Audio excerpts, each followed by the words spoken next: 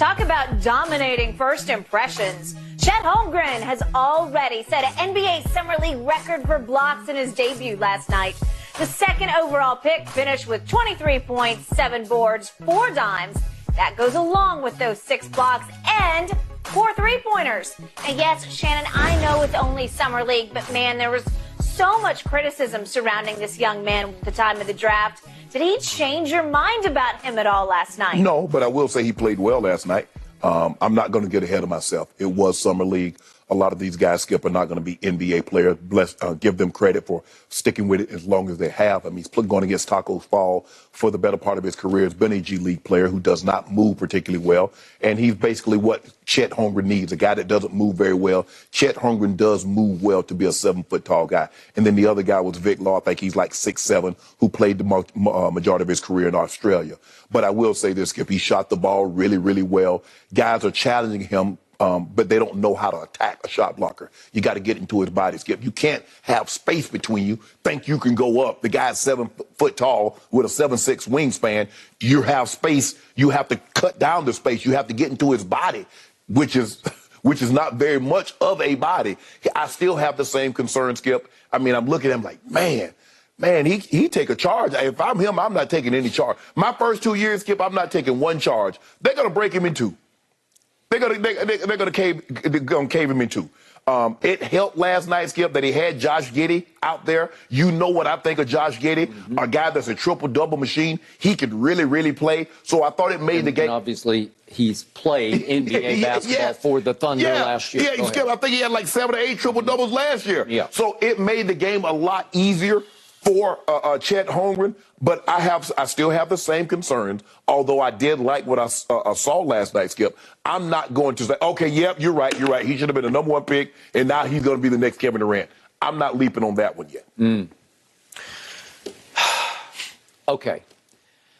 Last night, after I finished watching what I watched, and I watched the whole thing, it did reopen my eyes. It did make me rethink what I thought about this kid when I would see all the high school highlights, and I kept telling you on air, hey, there's something special going on. I've never seen anything quite like that at that height and that wingspan.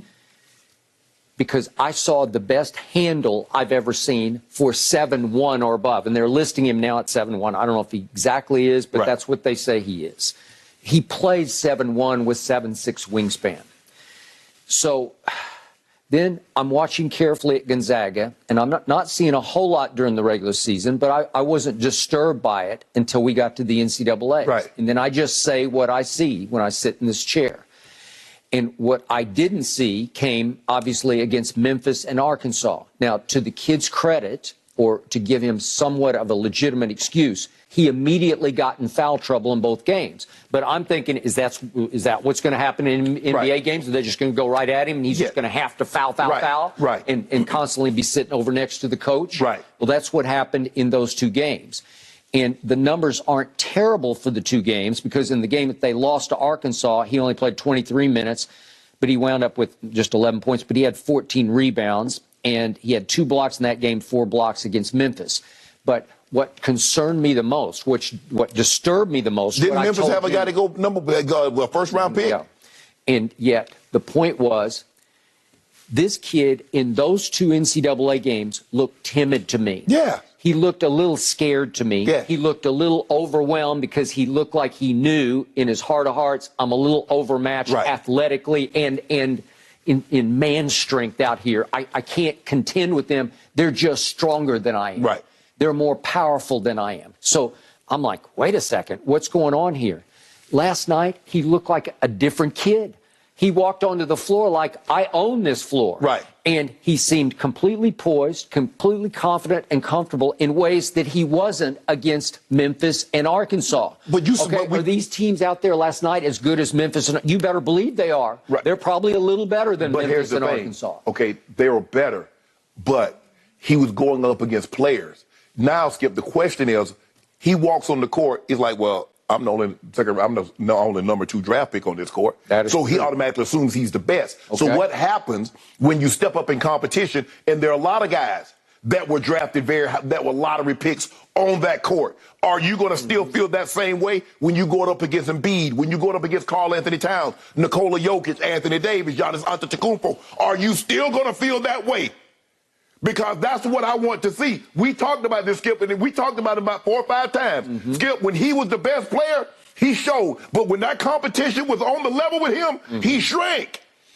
Okay, so I look back at what he was doing last year at Gonzaga, and he does have respect and honor for his elders, because last night in the post-game interview, he made sure, he said, I want, because Holly Rowe at ESPN was going to interview him, he said, no, I want Josh Giddey over here. Right. You want Josh Giddey? Right. Because he said he gave him full credit. That was a good start. That's the way you ingratiate yourself with your elders on the Oklahoma City Thunder. Not that they're packed with veteran stars. Exactly. But the point was, last year he's with Drew Timme, who was a junior in the starting lineup, and they started 2 seniors and 2 juniors, and it looked like, to a fault, he would honor his elders, like he wouldn't demand the ball, like give me the ball and get out of my way. He didn't play like that last year.